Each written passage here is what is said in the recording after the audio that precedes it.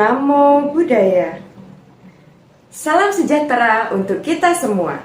Bagaimana kabar kalian semua? Semoga dalam keadaan sehat dan penuh semangat dalam menjalankan aktivitas belajar hari ini. Anak-anak, bertemu lagi dalam pembelajaran pendidikan agama Buddha. Pada kesempatan kali ini, kita akan mempelajari tentang penghormatan di dalam agama Buddha.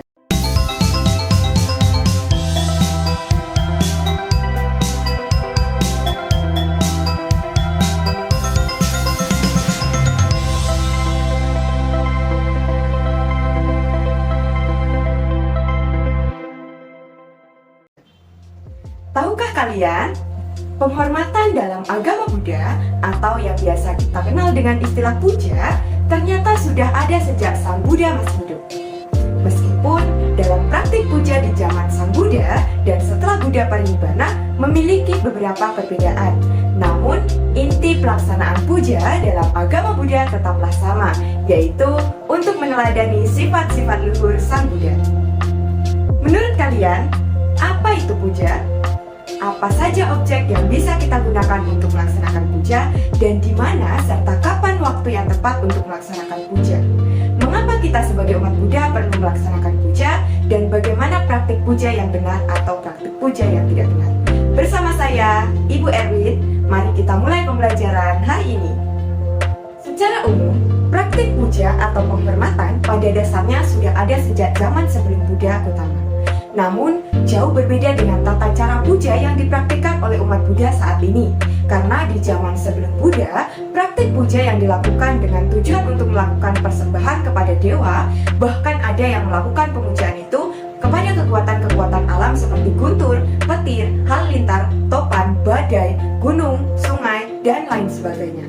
Persembahan kepada para dewa yang dilakukan manusia ketika itu menggunakan berbagai sarana persembahan, mulai dari bunga hingga mengorbankan hewan.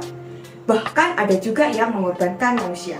Tujuan utama dari semua persembahan itu adalah untuk bisa dapat terhindar dari berbagai macam malapetaka yang mengancam kelangsungan hidup manusia.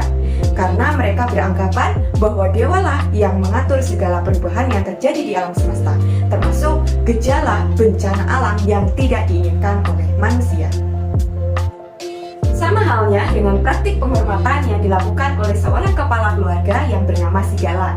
Sebagaimana yang diceritakan di dalam Sigalwada Sutta, ia tidak tahu maksud dan tujuan sebenarnya melakukan penghormatan. Sigala dengan rambut serta pakaian basah beranjali menyembah 6 arah, yaitu arah timur, selatan, barat, utara, atas, dan bawah. Hal ini ia lakukan hanya karena mengikuti tradisi turun-temurun yang diwarisi oleh leluhurnya. Ia tidak tahu dengan jelas maksud serta tujuan menyembah 6 arah tersebut. Melihat Sigala berbuat demikian, dengan kebijaksanaan Sang Buddha, Buddha menjelaskan kepada Sigala bagaimana seharusnya 6 arah itu disembah di dalam agama Buddha oleh seorang Arya. Mari kita amati gambar berikut.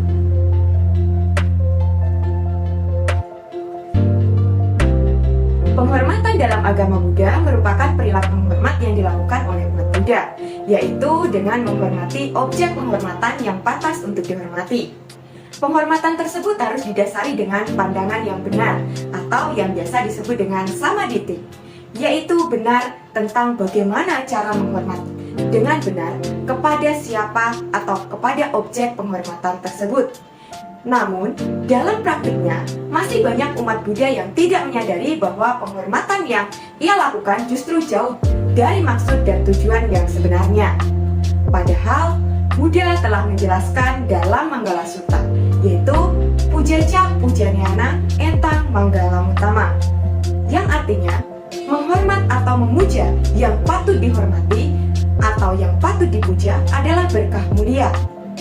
Sehingga dalam praktiknya, kita harus bijaksana dalam mempraktikkan puja dalam kehidupan sehari-hari agar tidak berdampak buruk bagi kehidupan kita. Praktik puja yang keliru biasanya karena dalam praktiknya disertai dengan pandangan yang salah atau disebut dengan micca ditthi.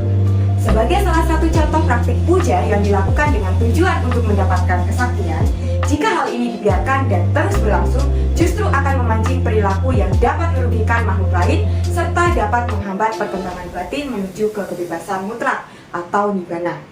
Sehingga, perlu diketahui bahwa objek penghormatan yang sesuai menurut pandangan agama Buddha digolongkan menjadi dua, yaitu yang pertama, objek penghormatan terhadap orang atau pujaniya pugala. Yang dapat dijadikan sebagai objek tentunya bukan sembarang orang, melainkan orang yang patut menerima penghormatan. Mereka yang patut menerima penghormatan adalah orang-orang yang memiliki kebajikan-kebajikan secara khusus baik dalam tingkatan tertentu, mereka yang memiliki kebajikan luhur. Objek penghormatan orang antara lain pemuka agama, pemimpin, majikan, guru, orang tua, raja, atau kepala pemerintahan, biku, bikuni, samanera, samaneri, dan Buddha, pujaniya pugala. Objek penghormatan yang kedua yaitu adalah objek penghormatan benda, barang atau materi yang memiliki makna, yaitu pujaniya watu. Objek penghormatan ini dalam praktiknya harus disertai dengan pandangan yang benar. Objek penghormatan yang dimaksud yaitu cetia atau tempat menyimpan relik abu jenazah orang suci, datu cetia, candi atau stupa, tempat menyimpan barang-barang bersejarah dan relik orang suci, pariboga cetia, cetia atau tempat menyimpan ajaran atau dhamma cetia, dan benda-benda yang melambangkan ciri khas agama Buddha seperti Buddha Rupang dan jejak tapak kaki Buddha. Dalam kehidupan sehari-hari, umat Buddha dapat melakukan puja di rumah, wihara, candi, atau di mana saja yang terdapat objek penghormatan, serta dapat melakukannya setiap hari di waktu pagi, siang, sore, atau malam, di hari biasa maupun di hari-hari peringatan khusus. Namun, perlu diperhatikan bahwa penghormatan itu tidak bersifat tahayul dan bersekutu dengan pikiran yang keliru dan membuta. Misalnya, menganggap benda-benda atau objek penghormatan memiliki kekuatan gaib, kesaktian, dan dapat mendatangkan keuntungan duniawi.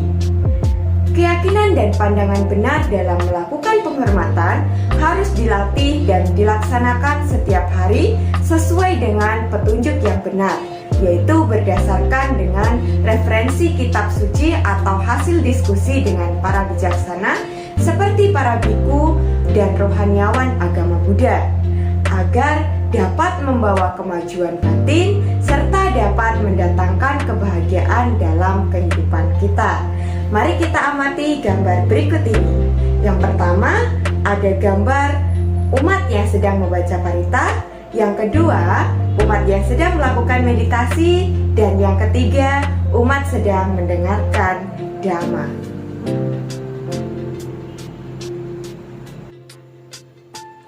Baik, anak-anak sekalian, setelah kita mempelajari penghormatan dalam agama Buddha, dapat disimpulkan bahwa puja memiliki arti menghormat. Menghormat terhadap objek tertentu yang didasari dengan pandangan benar. Sebagaimana yang telah disampaikan Buddha dalam Manggala Sutta, pujaca pujanianang etang manggala mutamang. Menghormat yang patut dihormat adalah berkah mulia. Dengan kata lain, untuk mendapatkan salah satu berkah mulia, maka harus mempraktikkan puja dengan cara yang benar dan disertai dengan pandangan yang benar. Di mana dalam praktiknya, puja dapat dilakukan kapan saja dan di mana saja yang terdapat objek penghormatan. Objek penghormatan yang sesuai menurut agama Buddha digolongkan menjadi dua. Yang pertama, objek penghormatan terhadap orang atau pujaniya pugala. Dan yang kedua, objek penghormatan benda, barang atau materi yang memiliki makna, yaitu pujaniya watu. Baiklah anak-anak sekalian, apakah kalian semua sudah memahami materi pembelajaran tentang penghormatan dalam agama Buddha? Jika belum, silahkan tonton ulang videonya ya. Kemudian setelah selesai, silakan untuk mengerjakan aktivitas latihan dan penilaian. Jika sudah selesai semua, silakan lanjut membaca dan menonton video berikutnya ya. Tetap semangat dan penuh dengan kedamaian. Sabi Sata Bhawantu Sukhitata. Namo Buddhaya.